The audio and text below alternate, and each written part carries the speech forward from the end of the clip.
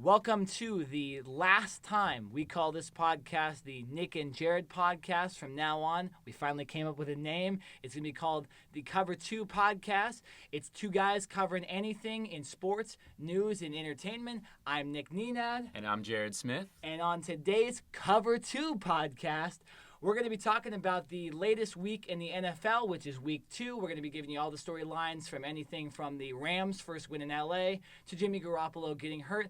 At the end of the podcast, we're going to be talking about baseball. We're going to be talking about Vin Scully's final season. We're going to be talking about the Dodgers and Giants rivalry as well. And we're going to be talking a little bit about Mr. Tim Tebow joining the Mets. So stay tuned. We'll also do another version of Do You Care, like we always do, which will always be fun. On the other side of the music, we'll be talking about week 2 of the NFL.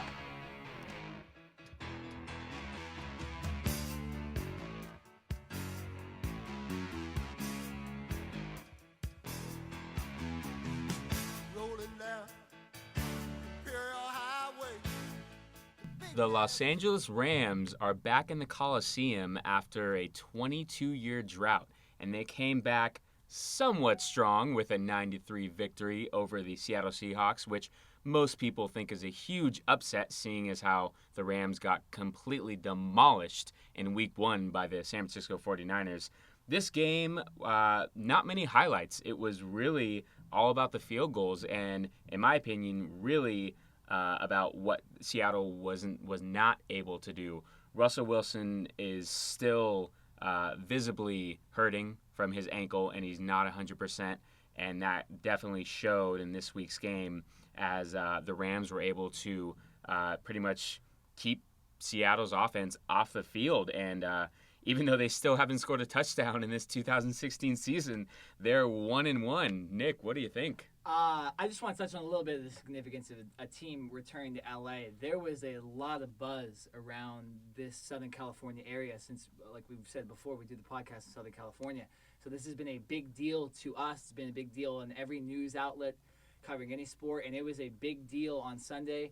And, even though the Rams got demolished by the San Francisco 49ers on Monday Night Football, they came out and they put on a defensive show. 3 points. You mentioned it. Russell Wilson was a little bit hurt.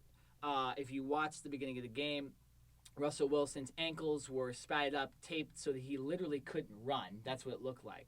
So they knew he was going to pass. They have a good defense. We've never complained about the Rams' defense before. It's always been about the offense. The offense didn't show up, but you know what? They took the crowd's energy and they won the game, and that's all that really mattered. They still haven't scored a touchdown in LA yet, which is just ridiculous. I don't see them scoring a touchdown for the rest of the season. I'm just kidding. No, I'm not kidding, to be honest. I actually think they might not score a touchdown because Case Keenum is such a bad quarterback that I don't know why he's still playing. Put Jared Goff in. But, I'll let you take it on more on this. I'm going a little offhand right now. Yeah, no, I somewhat agree with you. I think as long as Case Keenum is their starting quarterback, I don't think their offense is going to do a lick of anything. I feel that they should put Jared Goff in the game. I think he has a stronger arm, and maybe he doesn't know the offense as well as Keenum, but I don't think you can really get much worse than what you have at the current situation. They're offensively, they can't do much, and yes, they were able to win 9-3, and in the NFL, a win is a win, no matter if you win by 1 point or 50, but they're not going to be able to do that in the weeks to come. It doesn't matter who else they're playing. They're going to need to spread the ball around, give Tavon Austin, your new $40 million contract man, the ball. Let Todd Gurley do what Todd Gurley does best, which is run. Give him some open holes. Maybe the offensive line can play better because so far Todd Gurley has been non-existent. I'm sure a lot of his fantasy owners are pretty upset right now. Very mad. I have a feeling that you might have him on one of your teams. I don't, but there was a trade in one of my leagues that was based off Gurley's first 2 games that didn't make me too happy, but I'm not going to touch into that. But I think there's 2 things to take out of this. There's good and there's bad. The good thing is that really Tavon Austin and Todd Gurley haven't been involved, and they still won a game. But the bad takeaway is that, like we've said, they have a quarterback that shouldn't be really playing in the NFL. Todd Gurley hasn't done anything. Their best player on offense was Kenny Britt, or the kicker, you could say, on Sunday. And there's still questions about Jared Goff. even if they put him in, we've seen, if you watched Hard Knocks, he couldn't even handle a snap, couldn't call plays. At least they dressed him on Sunday, which was his progression is he'll eventually play based on what they've done. First they sat him and scratched him, and now they put him in jersey, so he should be warming up on the sidelines maybe this game and they play the Bucs this week, who got killed by my Arizona Cardinals. But we're going to talk about that a little bit later.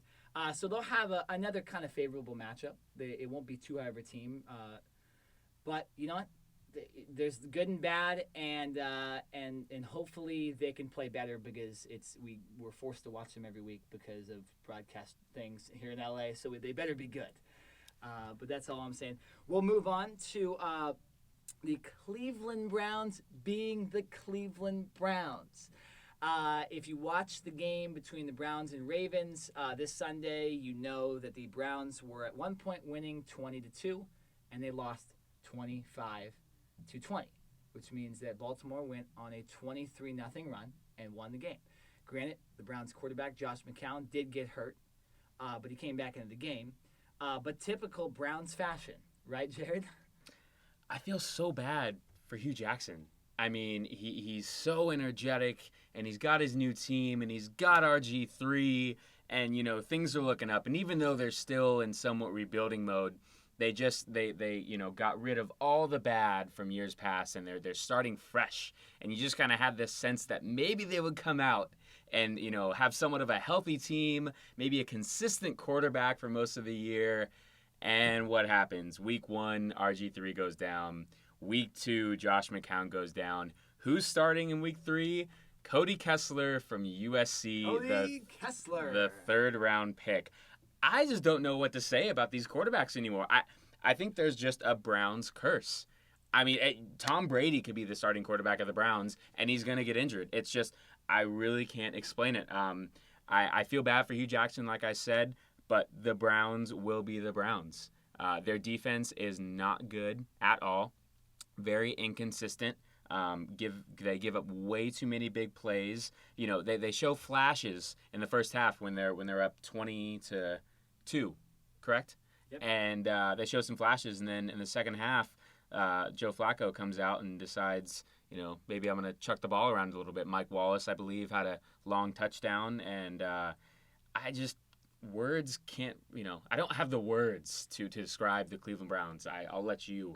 I called the guy out last week. The guy that retired that quarterback list needs to come back out because it's better than ever. The fact that Cody Kessler starting a game in week 3 of the NFL season is mind-boggling.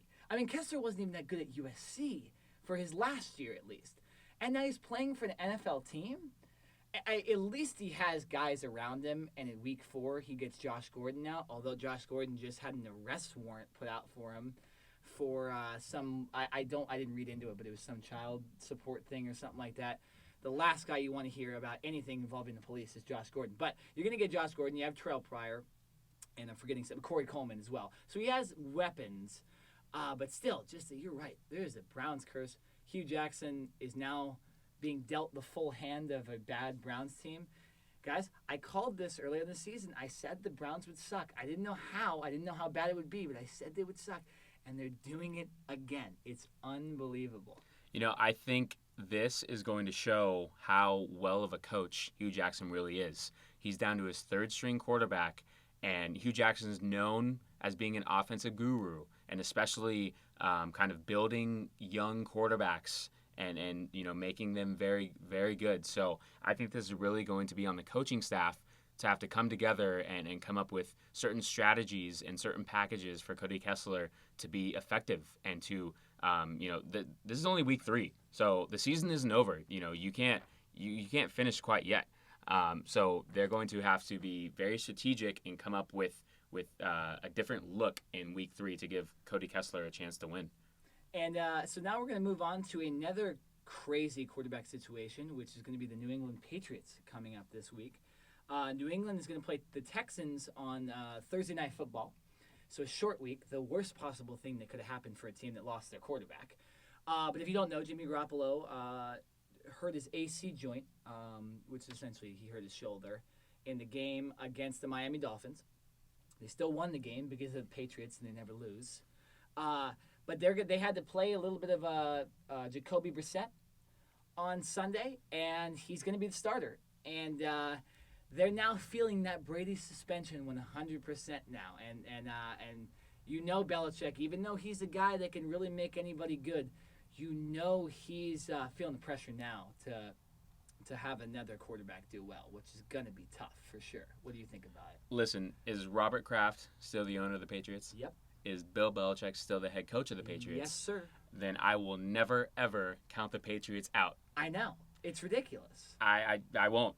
Jacoby Brissett is a third-round draft pick in this year's draft that the Patriots really liked. Not many people thought he would go in the third round, but obviously the coaching staff and Bill Belichick in particular saw something that he liked. So, no, obviously at this point they didn't envision Brissett starting ahead of Garoppolo, but with this injury, the AC joint to his throwing shoulder, many analysts and doctors are saying there's no way that he will be able to play, especially on a short week, only having 4 days of rest. So Brissett, get ready to play. I'm sure there'll be a lot of short, quick passes, screens, slants, easy throws to get you involved. Throw the ball to Bennett.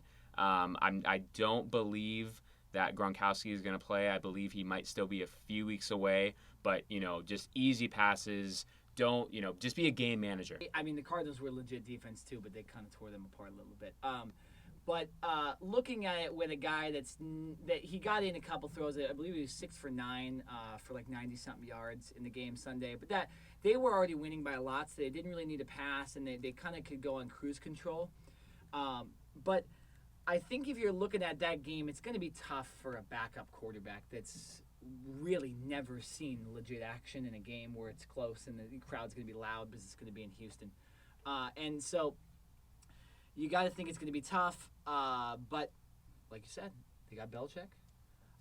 They got other coaching staff that's been there for a long time that know what they're doing. And they'll probably find a way to win. As far as you just mentioned this, as far as when we're doing our podcast, which is Wednesday, Gronkowski has not been announced back yet, so don't hate us if he gets announced back when you're hearing the podcast and we say he's not. We don't know yet. That, I feel like, would be a very Patriots thing to happen, though, is to have Gronk somehow get back into that game. I heard Dante Hightower might come back on their defense a little bit, too. So you look for that stuff to happen, but I still think it's going to be tough on Thursday. Yeah, Romeo Crennel, the Houston Texans defensive coordinator, is probably licking his chops right now because he's got J.J. Watt on one side, Jadeveon Clowney on the other side. They're going to pin their ears back and come after this kid, and they're going to see what he's got. And it could get very ugly. Just brace yourselves. Yeah, it's going to be tough. All right, so now let's move on to more fun topics for me and you. We're going to talk about our teams now. And I'll start with your Cowboys. Your Cowboys got to win against the Redskins. The Redskins, one of your team's rivals, are in shambles right now as far as their quarterback situation goes. But I'll let you take it away with what you thought the Cowboys did good and what you thought they did bad. First, I just want to say that I'm so happy to see the Redskins 0-2. I have to say that. I don't mind it either. Yeah, the Eagles and the Giants are both 2-0 right now, so can't really say much about that. Whatever. But the Redskins, yes, I can slam them for a minute. No, going into this game, I had a good feeling about the Cowboys' chances of winning. It was only Dak Prescott's second game, but coming off the first game, he actually looked very calm. In multiple interviews, it doesn't seem like the lights are too bright for him. He's very poised and just under control. And a lot of teammates, from Jason Witten to Des Bryant, they say he has just a calming sense about him, that he never gets too high or never too low in any type of situation. And he just, whatever. If the read is to Des Bryant, it's to Des Bryant. If the read is to Jason Witten, it's to Jason Witten. He's not trying to force the ball anywhere and make crazy decisions. He's giving what the defenses give to him. He's giving the ball off to Ezekiel Elliott. Even though Elliott hasn't had the start that many people thought he would, he's using what he has instead of trying to force things to get him in trouble. So I'm actually very happy with the Cowboys' win. Surprisingly enough, the Cowboys' defense in the second half did a number on the Redskins. I believe the Redskins only scored one touchdown and a field goal in the second half. And on one of it was 20-23. The Redskins were winning in the fourth quarter, and Barry Church intercepted Kirk Cousins in the red zone. And then the Cowboys took the ball down And Alfred Morris, the former Washington Redskin, gets the go-ahead touchdown to give the Cowboys the victory. So I was very pleasantly surprised by how the entire team played, not only offensively, but the defense coming into this season when everyone said that this defense was garbage and they couldn't do anything. I think the defense is playing very well so far. Yeah, and you wouldn't have thought that the defense would have came up that big looking at what kind of people expected them to, but they did. If you looked at that game in the preseason, especially after Romo got hurt, you would have said, that's Redskins probably going to win that game. They're not going to be 0-2. But you know what? The Cowboys took advantage. You're right. Dak did look good. He finally used Des Bryant. He didn't the week before, which just shocked me. And you're going to lose if you're not going to use your best player. It's just going to happen. Like you said, a little more promising from Zeke. I thought he had a better game the second game of the season than he did the first. Obviously, Alfred Morris was kind of on a mission to go against his own team. You might not see that for the rest of the season as far as Alfred goes, but at least you got, for that one game, you got Alfred really playing his heart out. I think Zeke needs to, I believe he fumbled the ball too in the game twice. On Sunday. Yeah, twice. So he needs to fix that. I think he's kind of getting a little bit of a reality check here in the NFL. He came in kind of a show-off kind of player. You saw Ohio State, when he's walking around, he's always got his abs showing or something like that. I think now, these first two games, against teams that aren't necessarily like showstoppers in the league, and he's getting stopped and he's fumbling the ball, I think that will only help him moving on. Dak getting used to it, I think it will help. I don't see the Cowboys being a terrible team this year. I would have thought that when Dak started and when Zeke kind of showed injury problems. But they're not looking like that, and you should be happy as a Cowboys fan for sure. Especially the defense, the way they played this Sunday. I'm very happy because I can actually still watch my Cowboys every week, and at least there's a chance for them to win. One thing I will say about Elliott, and a reason why I think he's having a slow start, I believe it was the first or second week of training camp, he pulled his hamstring. Yeah. And it wasn't anything major, but he actually did miss the first two preseason games, and he came back for the third preseason game, which is pretty much the tune-up game, where most of your starters play at least a half. And he went up against a very good Seattle defense. So I still think he's rounding into football shape. And I think within the next coming weeks, you will see him get better and better. So don't hit the panic button just yet. He didn't play much in the preseason, didn't get a whole lot of practice time. So let's let him get a little more acclimated into the offense and then make some judgments from there. Yeah, no, again, the Cowboys looked a lot better. I want to see what you have. You have something on your computer that says something about Corey Coleman. Corey Coleman just suffered a broken hand in practice while we're doing the podcast. This is breaking news from ESPN.com. So just another injury for the Browns to deal with. I'm sorry I had to say it because I saw it, and you got to talk as much crap on the Browns as you can when you're doing a live podcast. I didn't even see that, and I think I'm just a nicer person because even if I did see that, I wouldn't have mentioned it. But you're just stomping all over the Browns, so go ahead. Sorry, I had to. No, that's all I'm going to mention. I just saw that. I want people to know. If you didn't know, Corey Coleman's hurt. Moving on to another team that is having a ridiculously horrible injury season is the San Diego Chargers. Every week, there's two things you know is going to happen during a Chargers game so far this season. Someone's going to tear their ACL, and Joey Bosa ain't going to play. Those are two things you know about Chargers games. What you don't know is whether they're going to win or not, because they beat the crap out of the Jacksonville Jaguars this week. I believe the score was like 38-14. The Chargers at one point were winning, I think 37-0 at one point. So they really whooped on them. But as much as you want to talk about a win, they lost another very key opponent to their offense. Danny Woodhead tore his ACL. I know a lot of fantasy owners are hurt by that one too. But it's just, I guess it will give the reins to Melvin Gordon, finally, to just kind of go off and do his thing and be a prominent player. But, gosh, I feel bad for Phillip Rivers. I feel bad for this coaching staff where they got to deal with these injuries that aren't injuries that are going to be coming back. These are guys out for the season and maybe out for a little bit of next season, too. So it's just horrible. I want to give credit to the Chargers for actually winning that game as well. But it is tough to be a Chargers fan right now with all these injuries. Even though they're winning, you look down, they're more depleted roster as the weeks go on. Yeah, and this is kind of shaping up just like last year, Exactly. where you still have Phillip Rivers, you have Antonio Gates, you have the name guys that have been there for years, but the supporting cast isn't able to play and can't come along and help your team win games. So, injuries are a part of the game, and it just has to be a next man up mentality. But when you lose Keenan Allen, your number one receiver, and Danny Woodhead, who is an all-around threat. He can hurt you from the backfield or receiving. It's a very big blow. And yesterday, I believe, the San Diego Chargers, they signed Dexter McCluster, who is formerly of the Tennessee Titans, who was recently released. Mike McCoy, the head coach of the Chargers, was in Tennessee when McCluster was there. So there's a little bit of history between that and why. So I believe McCluster is going to take over the role of Woodhead as that kind of scat back, put him in the backfield, Exactly. put him in the slot, and just a little bit of everything. He can also do some punt and kick return duties. So hopefully he can fill that void from Danny Woodhead. But still, just the injury bug is killing him. And of course, every show we always have to give a little poke to Joey Bosa. He hasn't come back. Apparently, that the hamstring or whatever the case may be, whether he's not in shape yet, he's just he's so far collecting his paycheck. And doesn't want to get on the field. And Jared, why is it that his hamstring might hurt again? I think I don't know. Didn't he miss like all I think preseason? He missed training camp. For I some believe reason, right? so. He missed training I camp. believe Yeah, so. 'cause he held out. That's why.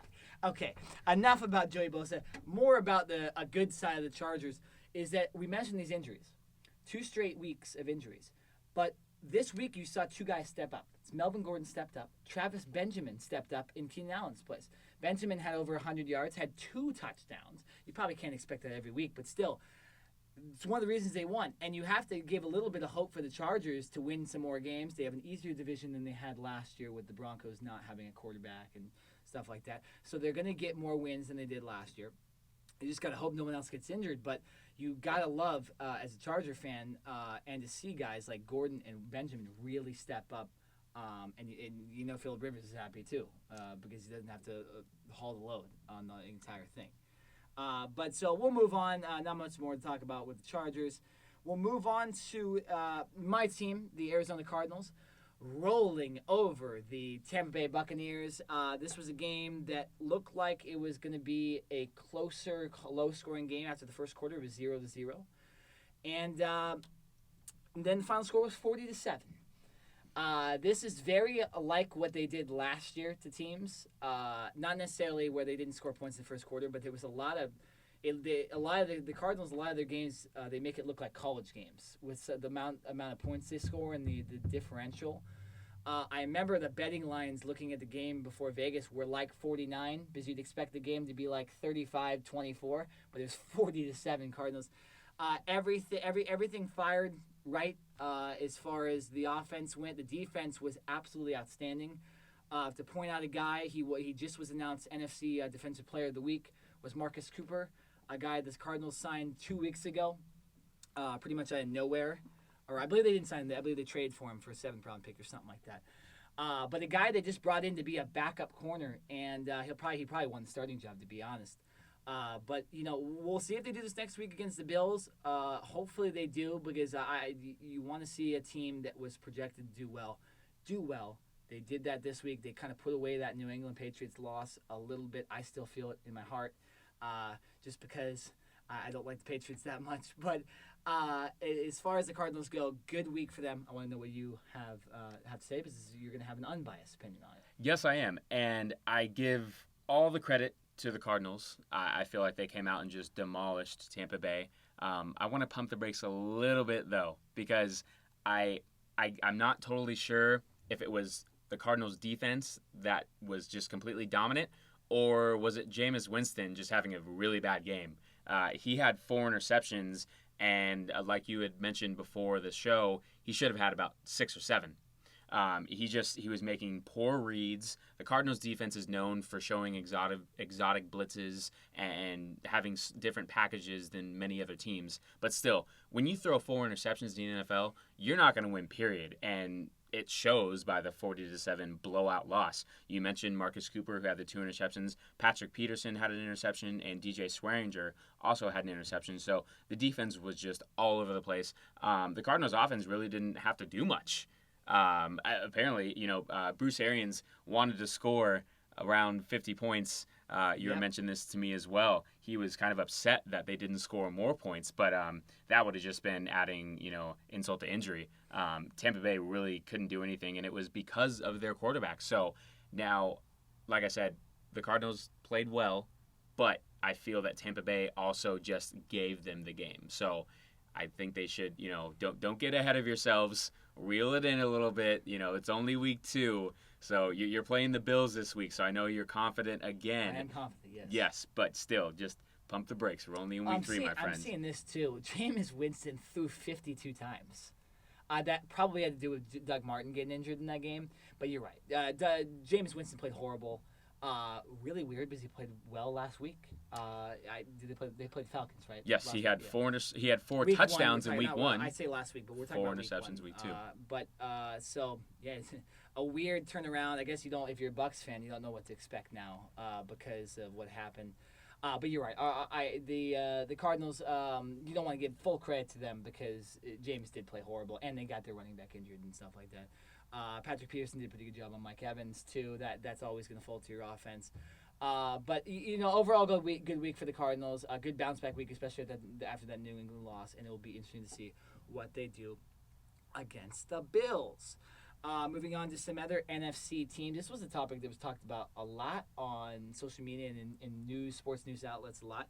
The Vikings beating the Packers, which a lot of people didn't expect. Aaron Rodgers not showing that kind of Aaron Rodgers, demeanor and that skill he's been doing the last couple of years. Threw a lot of interceptions during the game.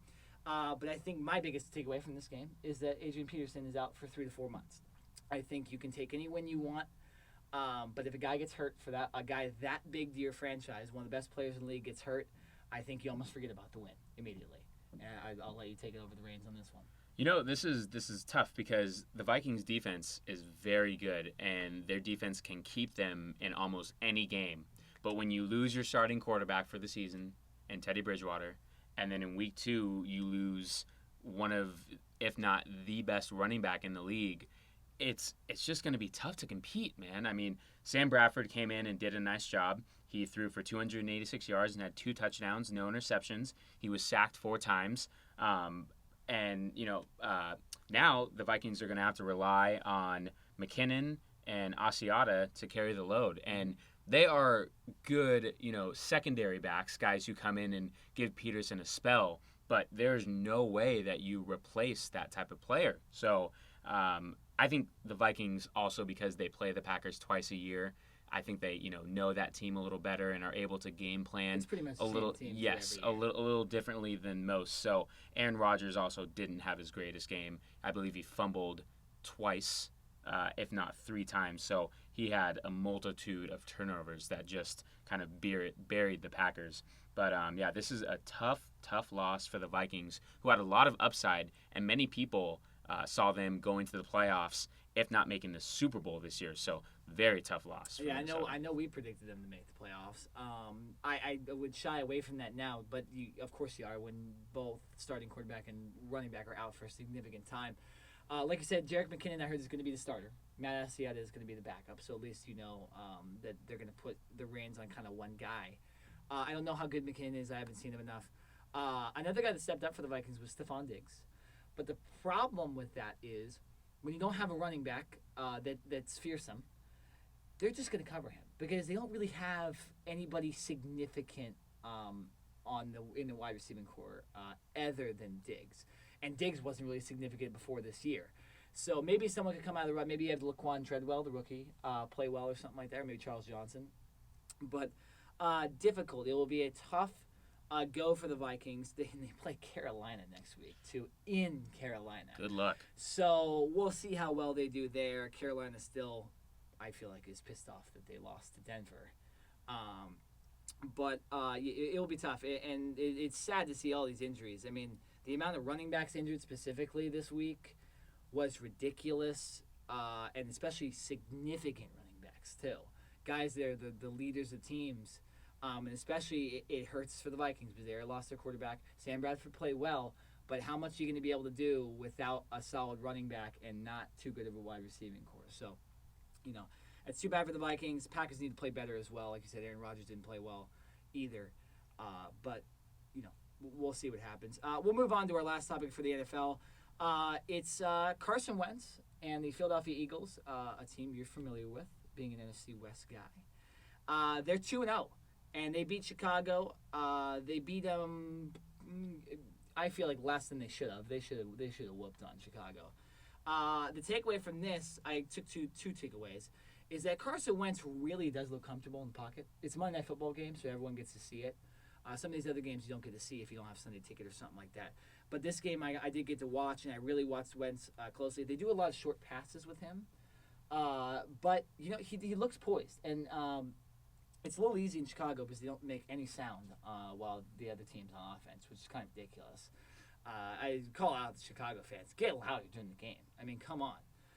But Wentz looked good. He's played two kind of subpar teams, so he's 2-0, so we'll have to see until he plays a good team how he is. But the other takeaway is Jay Cutler's hurt again. What's new? Hurt his thumb. He's going to be out for a couple weeks. You mentioned that before the podcast.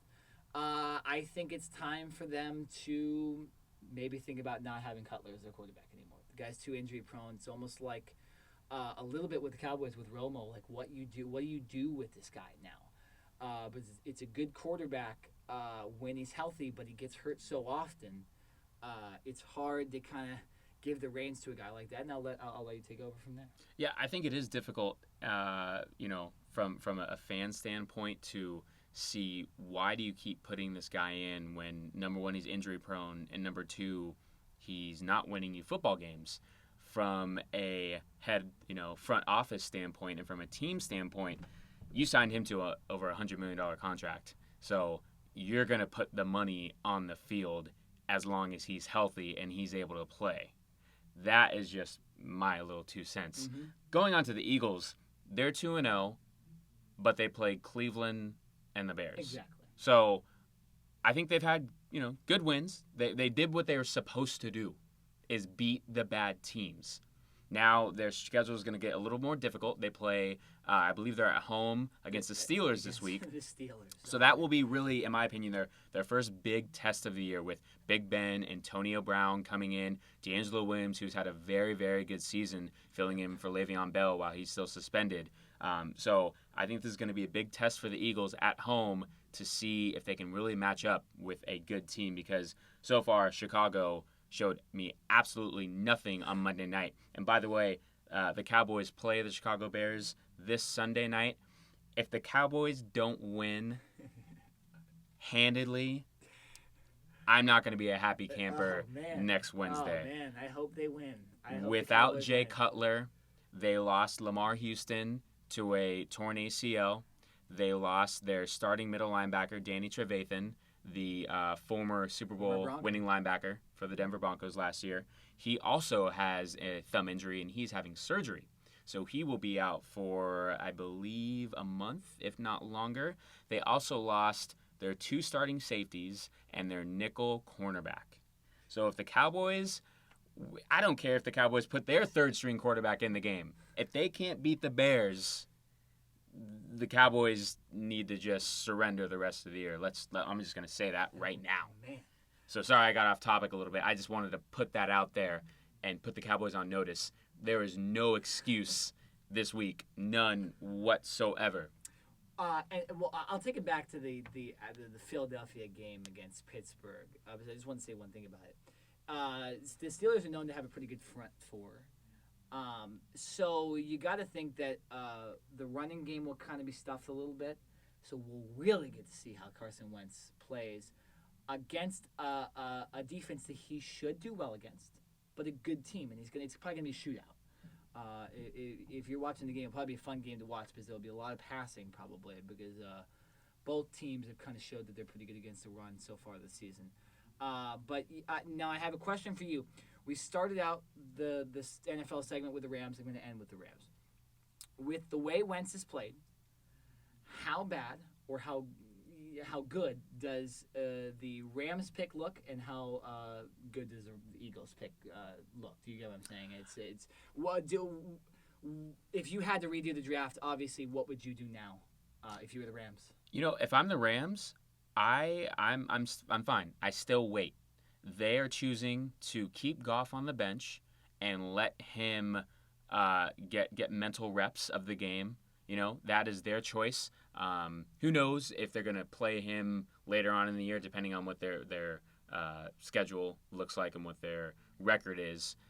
But I feel like they want to try to keep him on the bench for the majority, if not the entire year, just like Aaron Rodgers. Bring him along slowly.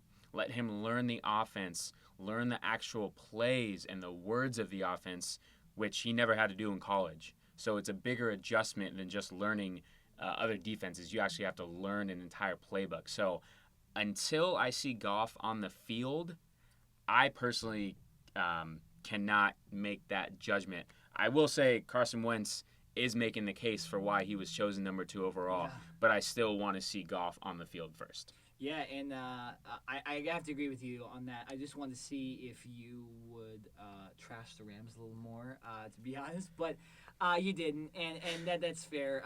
Wentz looked good, but like we've been saying just for the last couple of minutes, we got to see how he plays against a good team. And he could just totally flop and throw for 90 yards or something like that. And then you're like, well, maybe Goff's better. So you don't really know, especially until Goff gets on the field. Hopefully the Rams score a touchdown this season. It would be good if they did. I'd love it. Jared, you got one more thing to say? I do have a quick point. I heard that Jack in a Box will be giving away free tacos if the Rams score 2 or more touchdowns. Free tacos for nobody, because they're probably not going to score again. I'm just saying. We're good for Jack in the Box. Putting more incentive. I know the Lakers did that last year, being an LA fan. The Lakers did that last year if they scored 100 points because they knew they wouldn't score 100 points a lot, so they knew they could do that, something like that. Yeah. So the crowd would always be cheering for them to score 100 points. Yeah. Or it was something along those lines. So good for the Rams to put some promotion into it and give some significance to scoring a touchdown. If you're asking would I like to fight Floyd, I mean, who would not like to dance around the ring for $180 million? Yeah. It would be something that appeals to me. I will do it, yeah. But if we were to fight I certainly know he would not want to step into my world, the world of pure unarmed combat, where there is no limitations. But I most certainly would step into his world, and I would certainly box him if the opportunity arose, most certainly. I think we let some people down. It's on my watch. I certainly feel responsible for that. So yeah, it's really disappointing. I hope I pull back a mask. I hope I pull back the face of what this dude really is. And that's all I got really pretty much to say about the guy, man. I mean, it is what it is. I mean, you saw it. Y'all saw it. I mean, you're going to play football, play football. Don't come out here and do all that extra stuff when you know you don't train like that.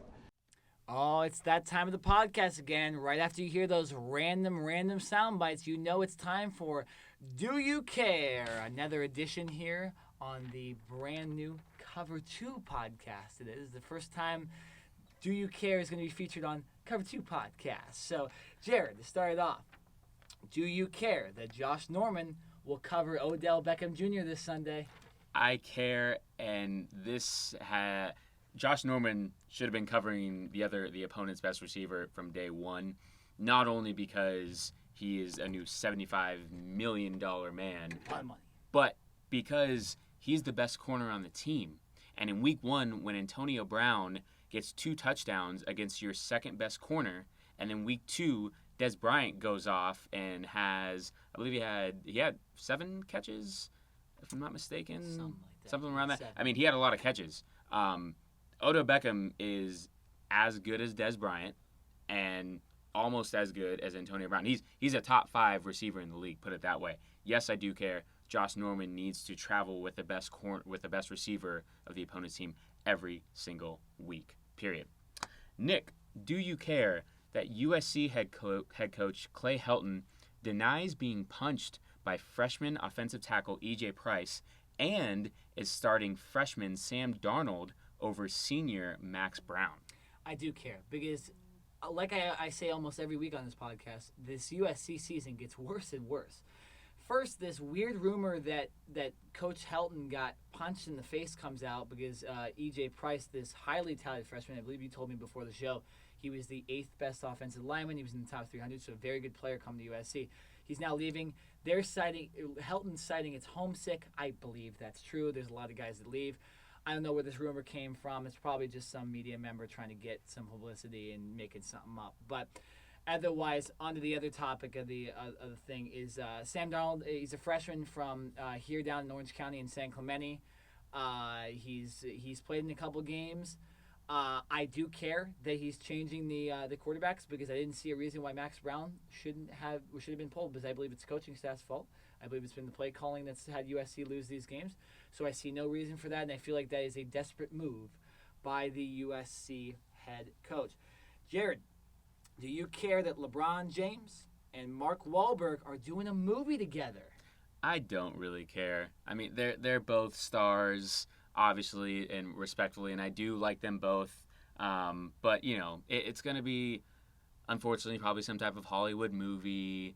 And I'm just, unless LeBron James is shooting Space Jam 2, I'm just really not that interested in what they're trying to do. I know that LeBron James is trying to venture out and, you know, build his brand for life after basketball, which is fantastic, and it's exactly what a lot of athletes need to do, is think about life after their sport, because sports only last so long. You know, the average sport life is, I would say, 5 to 7 years. So after that, you need to think about other opportunities. So I applaud him for going this route, but I'm not necessarily interested in the movie.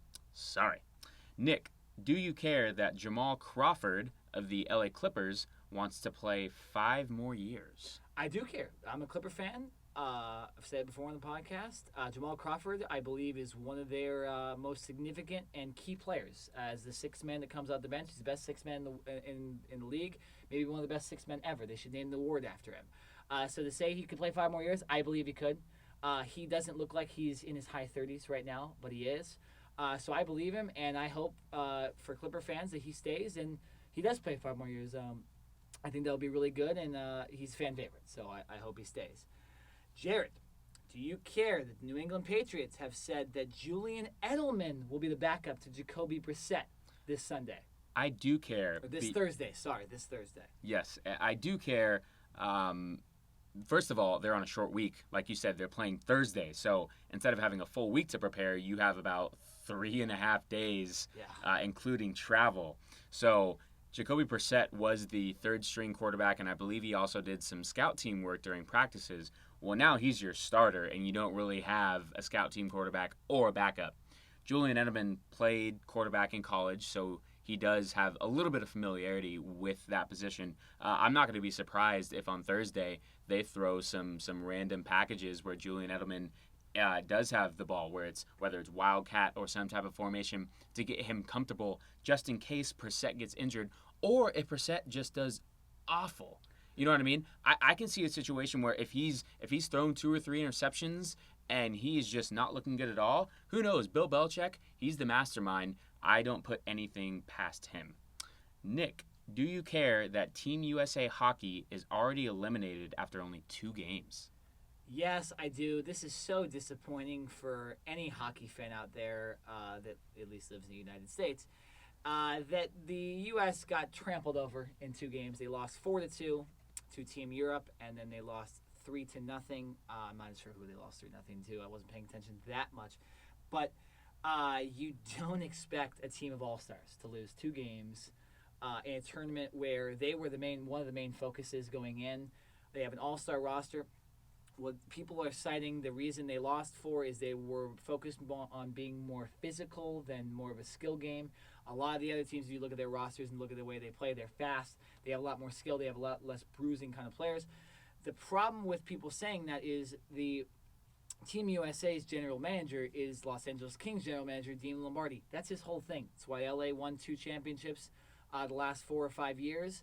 So pick another GM. Pick the Ducks GM or something like that. Pick the Sharks GM with a faster, more fast-paced offense. But, I care because as a hockey fan in the United States, it sucks that we're eliminated this quickly. Again, 4-2 loss the first game, 3-0 loss the second game.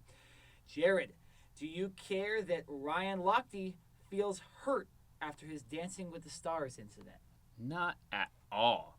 The fact that we're even talking about this just disgusts me. Ryan Lochte got himself into this mess, and now he's suffering the consequences. Obviously, he was chosen to be on Dancing with the Stars before this incident happened, and he also chose to continue to be on this show afterwards. So this is a part of it. Deal with it. America is the land of second opportunities and second chances. So, go through the pain, and eventually people might forget about this. But for now, you're just gonna have to get used to this and suck it up.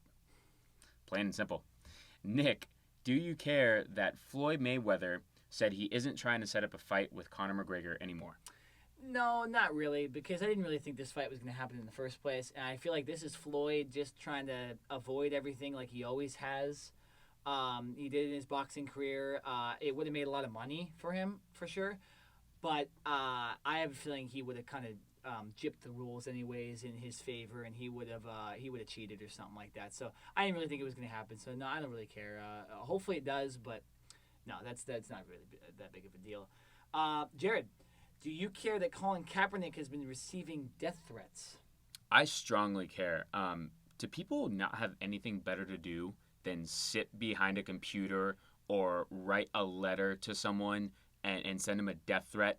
What if they saw him walking down the street, would they say that to his face? No.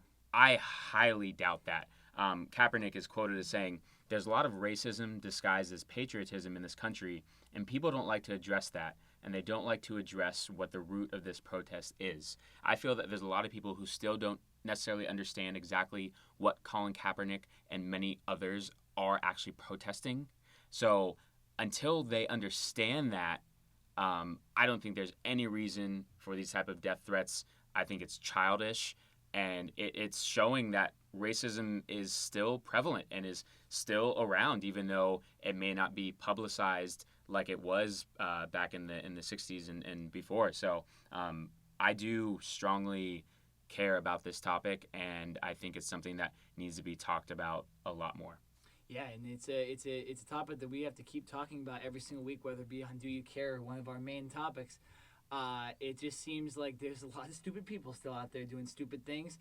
Kaepernick's done a great job handling himself over this whole situation, and it's sad to see a guy have to go through that just for, honestly, just kneeling during the national anthem. It really isn't that big of a deal, guys. It is, yeah. Would you rather him go out in the news and bash, the police with nasty comments, Exactly. or go, try to hurt someone himself? No, he's peacefully protesting.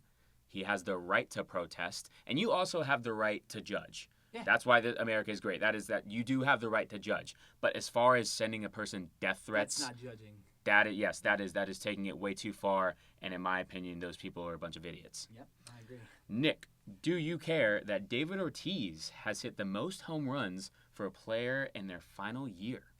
I do care. This was just a reason to talk about David Ortiz and how fantastic his year has been. It is historic. He's having the best year by far out of any player in their last year. He's batting over 320. He has 36 home runs, and he has 121 RBIs. He honestly has a very good chance of winning the MVP this year, and he barely can run down the first base. It's fantastic what he's doing. I love David Ortiz. I haven't really necessarily been a Red Sox fan my whole life, but David Ortiz, I respect the hell out of you, man. I hope you keep doing it, and that will transition us into our next topic. Right after these quick sound bites, we're going to be talking about the recent MLB news. For every single one of us, athletes-wise, we we run out of time at some point, and life is based on different chapters, and I think I'm ready to experience the next one in my life. We want to thank you, Mayor Menino, Governor Patrick, the whole police department for the great job that they did this past week.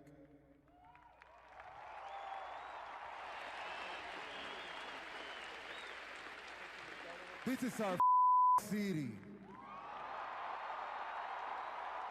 And nobody gonna dictate our freedom. Stay strong. Thank you. Well, you just heard it right there. In my opinion, one of the best speeches by a baseball player as far as after a tragic event. That was David Ortiz talking after the Boston Marathon bombings on the field.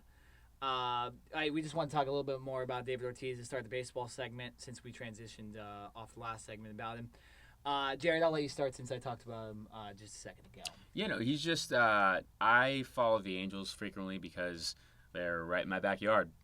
But I will say, if I were to start a major league team, David Ortiz would be one of the players I want on my team.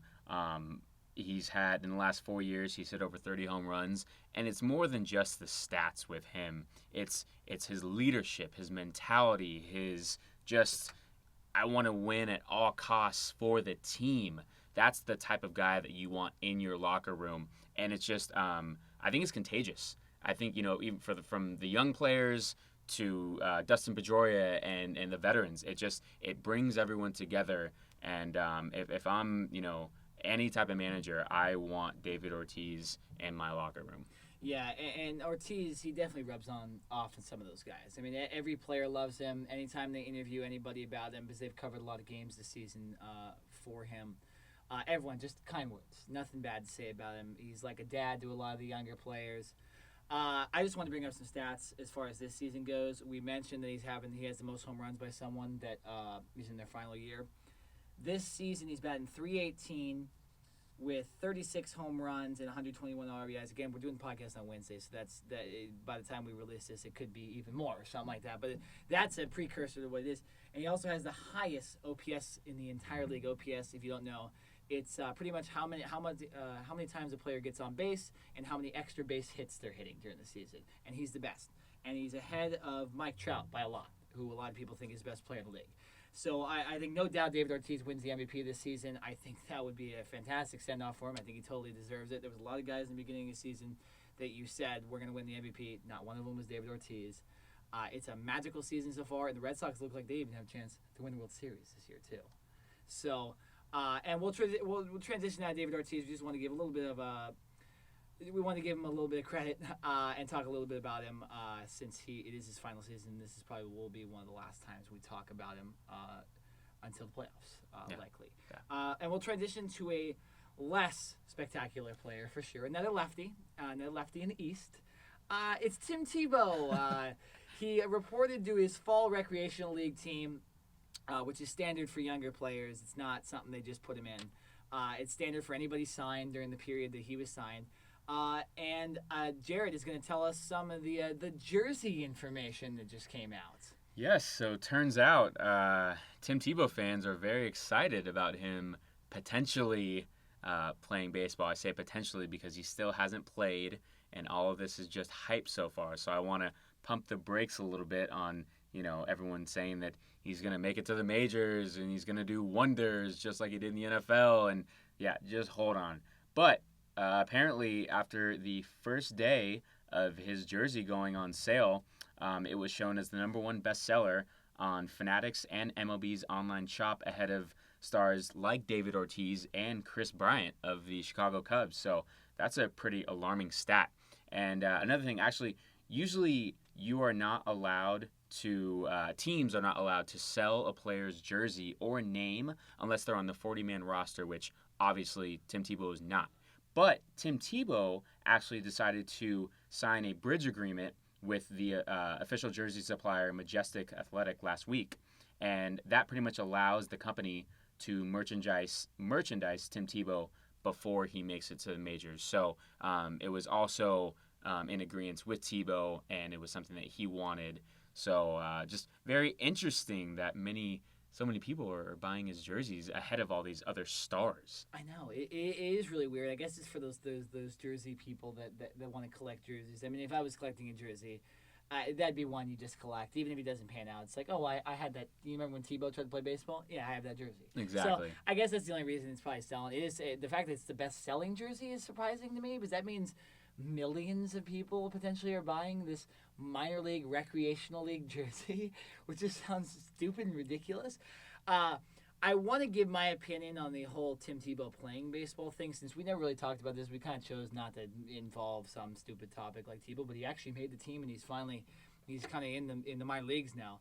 I played baseball into high school, so I can understand someone wanting to play a different sport. I feel like this has still been a publicity stunt from him. I don't think he'll end up making the majors because he didn't look that good in his tryout, and I just don't think a guy can transition that quickly into a major league player.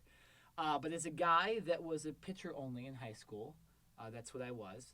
I could still hit a little bit, but I wasn't going to take the spot of someone in the lineup because I could hit a little bit. And I think that's the one problem, and I have this with teams that draft guys like Russell Wilson and Johnny Manziel, who they know aren't going to ever play in the major leagues, but they take a spot away from a guy that probably deserves it later down the rounds. So I think Tebow is in a way taking a spot from a younger guy that the Mets probably had to release someone because of this too.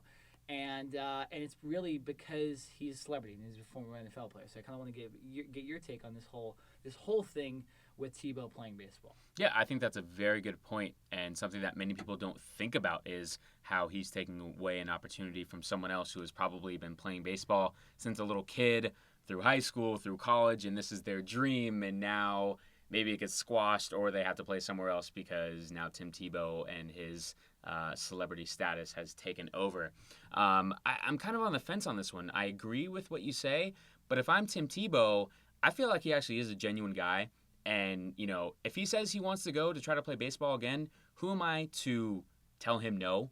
I'm not saying he's going to go out here and be great and turn into a baseball star, but the fact that he's, potentially using his celebrity status to do that, I can't fault the guy, because if I were in his position and I want to play baseball, I would do the same thing. I would use whatever contacts I had and, whatever information I could to, make it into the league. So on one point, I understand what you're saying, but you know what? I can't fault the guy for at least trying. And if he fails, at least he can go to bed at night saying that he tried. If you know what I mean, if he never tried this and he had regrets for the rest of his life, I'm sure he would feel pretty bad. Yeah, and I'll echo a little bit of that too. It's a smart decision by Tebow. The things I was saying were just the fact that he's kind of he's just kind of taking advantage of his situation because of his celebrity status. But hey, it's a smart move by the Mets, to be honest. They're not losing anything in this besides maybe people calling them dumb for signing him. But they're going to sell a lot of tickets in the minors. They're going to get a lot of revenue from this. They're already getting revenue from his jerseys. So a smart move on both sides. I just didn't think it was 100% the right thing to do if you're Tebow. I still don't know if he's 100% genuine about it. I still don't know if he did this 100% for popularity or if he really does want to play baseball. But yeah, so I kind of echo you on that. And we'll transition into a nothing really like the Tebow situation, which is the Dodgers-Giants rivalry heated up this week. It is a big series because the Dodgers are in first place and the Giants are in second place, and both teams are fighting for playoff spots. And one big moment happened in the game on Monday night. I always say, I haven't said it on this podcast yet, but I always say if you're ready for a big series in baseball, the first game always has the most fireworks. And fireworks they did. In the game, Yasiel Puig hit a ground ball back to Bumgarner. Madison Bumgarner. Madison Bumgarner threw it to first, and then said some stuff to Puig. Puig said some stuff back, and the bench was cleared. You'd think, oh, why would that happen? Why would that randomly happen? Well, these guys have had 3 different incidents of fights happen over the last 3 years. Back in 2014, there was 2 incidents. Once where Puig hit a home run, flipped his bat, like Jose Bautista did in the playoffs last year, off of Bumgarner. Bumgarner said stuff to him while he was crossing the plate. The benches didn't clear anything, but there was bad blood. Later in the series, later that year, Bumgarner hit him in the leg. Benches cleared because both guys ran at each other after the play. Both guys dropped their helmets and their gloves, and were about to go at it. And then they've always been kind of talking crap on each other the last few years about it. And then again, it came to a head for no reason, essentially, because Madison Bumgarner decided to say stuff to Puig after a play. The reason a lot of people were shocked about this happening is because Puig hasn't been in the majors for a long time this season. He got sent down. Everyone kind of forgot about Yasiel Puig, and it kind of got built up. So, Jared, before we transition to the main topic that we're going to talk about right after this, I want to get your opinion on this whole Puig and Bumgarner thing. Yeah, I want to say that, starting off, I never played organized baseball, so I don't have a sense of, the unwritten rules and why certain things are allowed and then other things may not be allowed, but it's still not a rule. So I have doubts of that type of thing. If I'm Puig, I'm looking at Bumgarner going, get out of my face. I got out, right? I ran the bases. I tried to do my job, and you're walking off the mound, and you're looking at me as well. So, there's a two-way street here. I may be looking at you for a second, you're looking at me. What's the deal, man? Why are you mad at me? I don't understand it. Puig is a big dude. He's not small at all. So if Bumgarner, if I were Puig and Bumgarner wanted to rush me, I would say, go ahead, let's go fight. My boys are right behind me. I do think it's hilarious how not only do the benches and the dugout clears, but you've got the relievers who are 50 yards away, running and sprinting to try to get in the fight. And by the time they get over, everything is finished because the umpires have come in and stopped everything. But they just had to come out and run just to get the juices flowing a little bit. It's funny, and we'll transition. We're going to talk about some of the unwritten rules of baseball and some of the ridiculous stuff that goes on in the game, and that a lot of people wouldn't understand just because you're not on the field and stuff happens.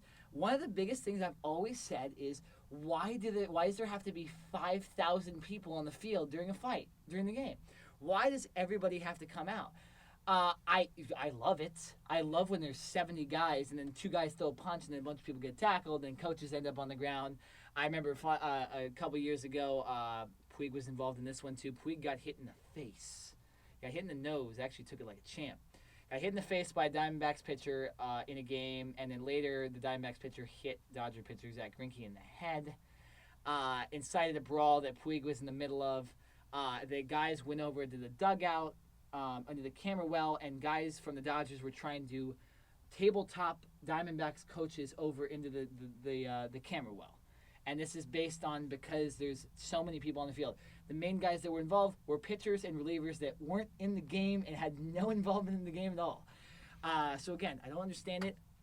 I'll let you take the reins on the storming the field, or not the storming the field, but the benches clearing incident. I know you already talked about it, but extend on it a little more. Yeah, you know what? I've always had also the mentality of you back up your teammates, and if something goes wrong and your teammate needs your help, whether it's in the middle of the game or whatever the case may be, you back that person up. You go to war with them. You sweat in practice and blood, sweat, and tears, and you know what I mean? That's your guy. That's your brother. So you do what you have to do to protect that person. I understand that. Like I said, I never played organized baseball, so I don't have that, in-depth type of feel for why that situation does occur. Yeah, there's definitely. I feel like because I've played basketball before at a very small level. I played football in the high school, and I played baseball up until my varsity senior year. So, but out of all 3 of those sports, baseball was the one where I felt like the players really have each other's backs. And I remember there was a couple times during my senior year of baseball where there was a couple times where we thought, hey, there might be a fight happening if something happens. And we were all ready to go. Everybody in our dugout was going to jump over that railing and fight if something happened to back up our boys because we were all friends. That does happen in the major leagues. I just don't know why the league doesn't. It's funny because they talk about they outlaw collisions at the plate. They outlaw collisions at second base. But they let, like I said, 100 people run into the field and brawl and shove each other back and forth. I don't understand a lot of times what baseball does with these rules. I guess, hey, maybe there's something they see. They're like, hey, if we take this out, then there's really not going to be anything the fans can like physically during the game. And I think Commissioner Rob Manfred also probably knows that everyone's very hot-headed in baseball a lot. And they need to blow off steam. When you get hit by something at 96 mile an hour in the leg or in the back, you want to punch somebody in the face. And I can personally attest that. I've been hit by a ball. It is never fun. Even if it's a 70 mile an hour curveball, it is not fun. It hurts. It leaves a bruise. You want to, like I said, you want to go out and punch the pitcher in the face. A lot of times you can't do it, but if you do it, your teammates are going to back you up. Switching topics, another unwritten rule of baseball is kind of over celebrating. We saw this a lot. Jose Bautista in the playoffs last year against the Texas Rangers, hit a home run, and threw his bat to Montreal. Okay? His bat went in the air. Everyone cheered. It was cool. And then fights erupted the rest of the series because of that. And a fight happened earlier this year with Texas second baseman Rudy Odor, where Bautista lost and took a hard punch to the face, all because of the original bat flip. I have never had a problem with people celebrating at home plate after anything. Look at any other sport. If LeBron dunks a ball, he's going to scream in somebody's face and do some celebration after it. Anytime a player sacks anybody in the NFL, there's some choreographed celebration after. Hockey even, there's celebrations after a goal, so why can't a baseball player do it? I don't understand it. They can fight on the field with 70 guys, but they can't celebrate home runs. It doesn't make sense. What's your take on it? Pitchers need to get over it. I know. I'm of the sense, you do something great, you score a run for your team, celebrate. I played cornerback all my life on defense. You're supposed to have a short memory. One play you can get an interception, and completely change the game. The next play you can get beat and give up a touchdown, right? That person who beat me deserves the right to celebrate because they beat me. But if I get an interception and I go score a touchdown, I deserve the right to walk all over them. And that's the same way in baseball with Jose Bautista. He hit a home run in the playoffs. The atmosphere is so much bigger and so much brighter. Oh, yeah. And it just it was an amazing. The stands were filled. Everyone was watching. So when he hit that, I was cheering. I was like, good job. You know what I mean? Celebrate some more. Give him another bat to flip. If you're the pitcher, don't let him hit, don't give him a good pitch. Exactly. If you don't want them to celebrate, then stop them. That has been my mentality my entire life. If you do not want them to celebrate or, be happy or as your opponent, do not stop them. Or stop them. Don't let them do it. Oh, no, I agree. I think it might have to do with that one-on-one interaction with a guy. Because when a pitcher throws a pitch and a guy hits it 500 feet, you lost to that guy. You were in competition and you 100% lost as a pitcher. If a guy strikes out, pitcher should be able to celebrate because that pitcher won the battle. So I think that's where a lot of times where guys get mad over stuff like that, especially pitchers, you're really trying to get one guy out and that guy totally succeeded against you. So I can understand getting mad, but you don't need to have a year-long brawl over it and have a guy get knocked out. I don't think he got knocked out, but he got punched pretty hard in a game for essentially celebrating a giant playoff home run that turned the city around in Toronto from essentially a hockey town for 1 or 2 months to a baseball town. So I agree with you. Let it go, pitchers, and I think it's great. Keep celebrating hitters. You have something on your computer right now. We're going to list off some of the other unwritten rules. Don't steal bases when greatly ahead. These are the next couple ones we're going to bring up are kind of what they like to call Bush League plays. I kind of agree with it. There's no reason if you're up by 10 to steal a base.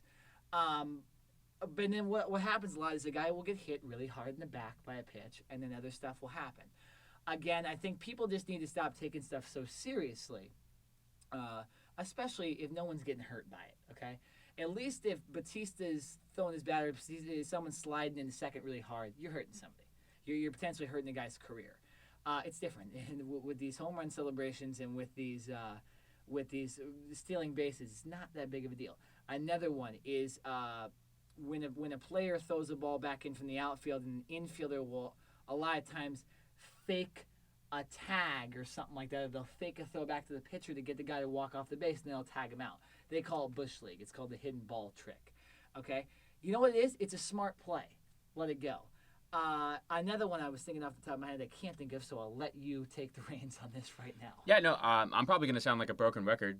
Don't let him do it. It's very, very simple. If you're up by 10 runs, you more than likely don't have your starters in the game, right? You maybe have some of your backup guys. Well, guess what? Those backup guys need to get work as well. So it's not that you're necessarily trying to, run up the score or embarrass your opponent. For me, if I'm the manager, I'm trying to get work from my younger guys who maybe don't get in as much. So I'm trying to see what they can do. Can you steal a base in a live game situation, not just in practice? That's my mentality. It's very simple to me. You don't want to, don't let them do it. It's very, very simple. The one I was thinking of, I want to bring up sliding into fielders at second base. Now, they changed the rule, but this was known as pretty bush league when guys would come in cleats high and stuff like that. It escalated last year in a play that I have seen so many times as a Dodger fan. Chase Utley taking out Ruben Tejada, the Mets shortstop. Chase Utley is a second baseman that played a long time for the Philadelphia Phillies, now is playing for the Dodgers. And Ruben Tejada is a shortstop that the Mets no longer have, but was playing shortstop in the playoffs. Chase Utley took him out at second base and broke his leg. But that was seen as a pretty simple play. This happens a lot. But it seems like it was only Bush League if someone got hurt, which I have a problem with. If you're going to call it Bush League, call it Bush League every single time. Don't call Bush League when a guy doesn't protect himself at second base and then breaks his leg because he made the wrong play.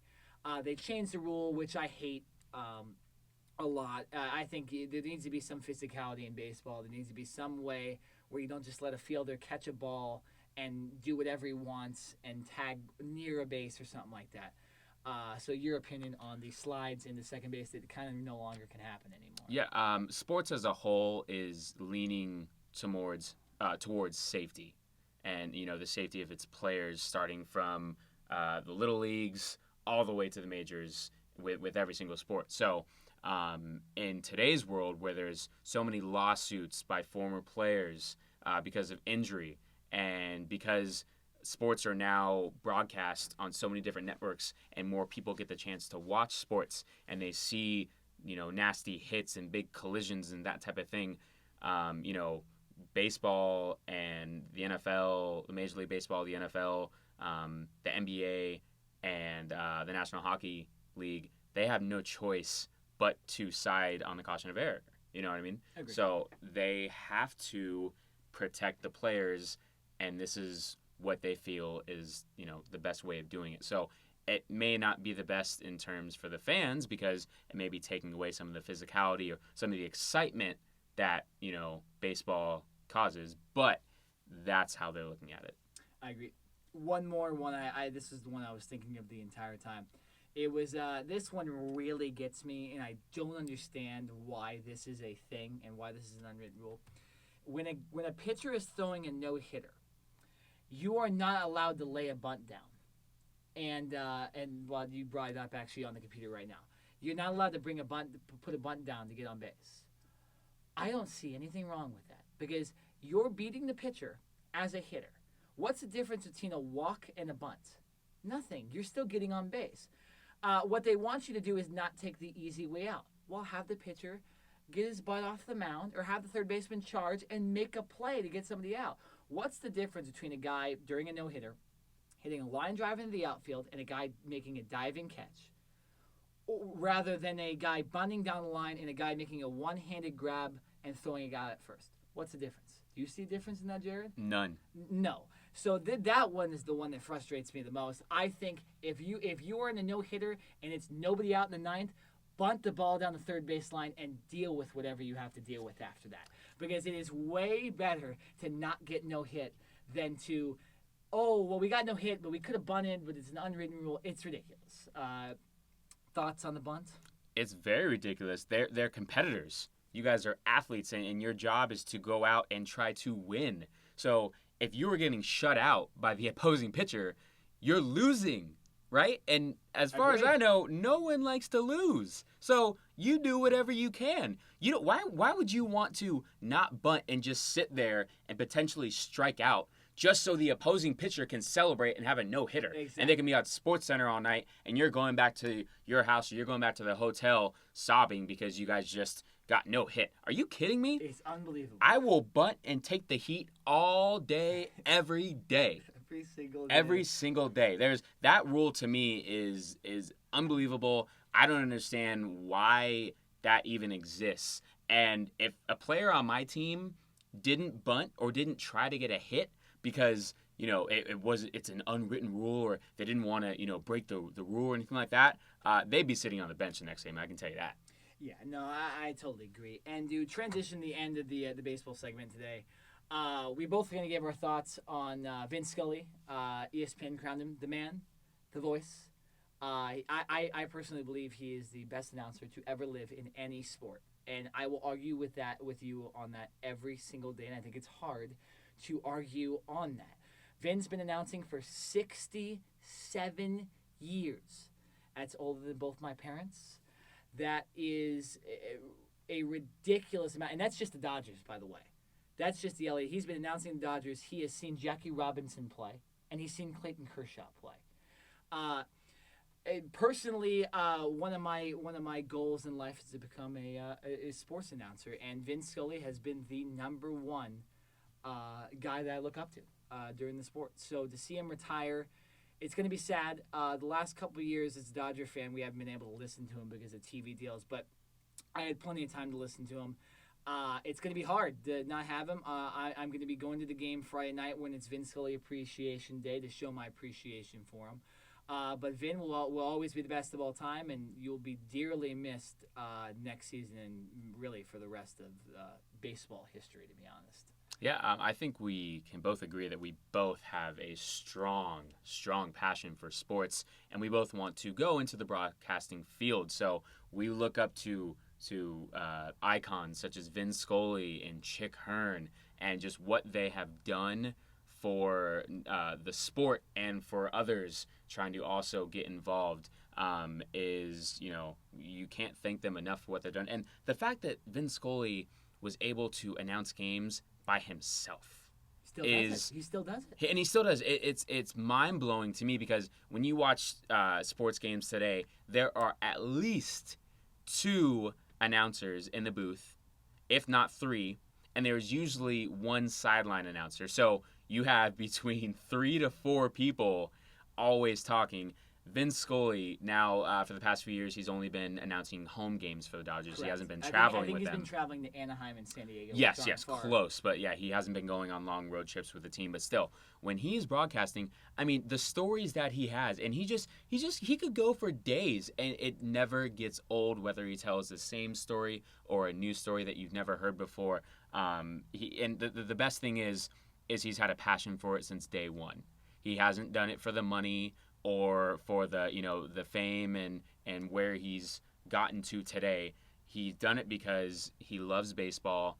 He has a passion for what he does, and that's what I respect the most. We're going to miss him dearly, and whoever takes over will have some huge shoes to fill, which I don't know will ever be filled. Oh, yeah. No, I agree. And I urge you, whether you're a baseball fan, whether you're even a sports fan, the Dodgers games will be broadcast in L.A. Their last 6 games, if I'm not mistaken. 6 games. And if you're a person listening out of the state of Los Angeles, they are going to be broadcasting at least his final game in San Francisco on October 2nd on the MLB network. So please go out and listen to him announce a couple games. He's the best of all time. And we'll leave you now to go toward the end of the podcast with a couple of Vin Scully's greatest quotes. 2 out, 3-2 to Mookie Wilson. Little roller up along first, behind the bag. It gets through Buckner. Here comes Knight, and the Mets win it. Ball and no strikes. Aaron waiting, the outfield deep and straight away. Fastball is a high drive into deep left center field. Buckner goes back to the fence. It is gone. 3rd and 3. We'll see a pickup sometime on the right side, possibly. Montana looking, throwing in the end zone. Caught it! Dwight Clark! 2-2 to Harvey Keene. 1 strike away. Sandy into his windup. Here's the pitch. Swung on and missed a perfect game. High fly ball into right field. She is gone. Well, that's it for today's show. As Nick mentioned in the beginning, we are now transitioning to a new name, Cover 2, where we will be debating not only sports topics, but news and entertainment. So we hope you enjoyed the show. I'm Jared Smith. I'm Nick Nenad. And we will see you next time.